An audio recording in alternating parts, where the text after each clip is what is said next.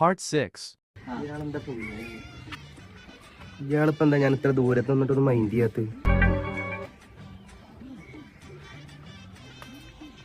എന്താണ് കൊടുക്കാനുള്ള പൈസ തിരിച്ചാണ് പോകാലോ. ചെറുക്കം ബിൻസാദുണ്ടാവാടെ ഓനായിട്ട് എന്തെങ്കിലും വർത്താനം പറഞ്ഞാണ്ട് കുത്തന്നൂടെ.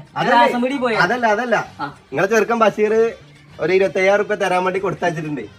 അപ്പൊ ഞാൻ അത് തരാൻ വേണ്ടിട്ടാ വന്നത്. എന്നിട്ട് പുറത്ത് നിൽക്ക ഉള്ളിക്ക് കയറിക്ക. വെള്ളം എന്തെങ്കിലുമൊക്കെ കുടിച്ചാന്നല്ലാതെ ആ കാസാളത്തോട്ടാ പെണ്ണേ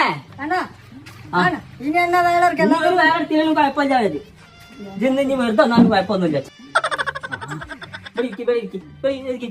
തോന്നട്ടെ അവിടെ ഇരുന്നു.